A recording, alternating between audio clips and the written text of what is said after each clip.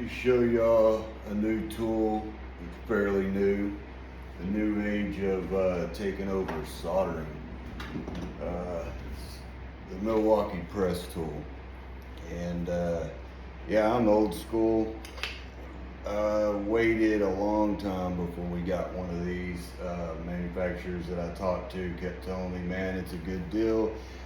I don't know. I'm just, like I said, I'm old school. I grew up soldering stuff, and I just had a hard time trusting coupling like this. But hey, I took a chance, invested in one, and I have to say, we have done a lot of systems out there. We work with a lot of inverters, EEVs that, they don't want you soldering on them. If you do solder, you got to purge and all that. You have to. That way we don't stop up the EEVs and stuff like that. So I was like, what the hell, we'll give it a shot. And I have not had one of these leak. And I have a lot of systems out there that we have used them on, and I double and triple checked a lot of these systems right after we did them just to make sure. Now, there is O-rings inside these couplings. There's two of them. So I don't know, time will tell. Maybe it's working good for now, a couple of years. I don't know what's gonna happen 3, 4, 5 years down the road. I hope everything's good and we don't have issues with the O-rings rotting out or something and causing leaks, because like I said, we have been using this a lot. So if you're looking or thinking about investing in one, they are expensive. The couplings themselves are expensive. 3/8, they got all reducers, 3/4 to 7/8, all kinds, 90s, all kinds of stuff. I sat down with the Mueller manufacturer and talked to them, and they gave me a pretty good spiel. So that's why I went ahead and said, what the heck, we'll try it out and see how it goes. It does save a lot of time on the jobs. Material wise, from the cost of staying with soldering versus how much these couplings and stuff cost, I don't know. One of these couplings right here were about $10 for a coupling, 3/8 couplings. I don't know, they're $6, $7. They are expensive, and you do have to keep them in the package that they can't come with. You don't want to just throw these on your truck and leave them open, because the O-rings inside there will dry out. So the way I've been doing it, I've been ordering what we need with the job. That way I don't have a whole lot of them sitting around. But anyway, let's get into it. So I've got my piece of copper. I've already cleaned it off. That's one thing. You want to make sure your copper is very clean, deburred, and round. You don't want to get it on a piece of copper that's been ovaled out. So pay attention to that. It's gonna have a little thing here, a depth gauge. I've already marked it. What this depth gauge is, you put it in here, it'll go straight to the size of copper you're working on, and wherever that line goes, that's how deep you want to push the original the starting coupling on. That way, because if you don't slide it on far enough, you're not going to press it in there good enough, and it's going to end up leaking or leaking over time. So that's what this little guy right here is for. I put Velcro stuff on there, that way hopefully it stays with it on jobs and stuff like that. You know how things get tossed around and lost on jobs. So you're gonna put this coupling on here, work it on there all the way down till it hits that black mark that you made. There is a little dimple in the couplings and all the fittings there to know,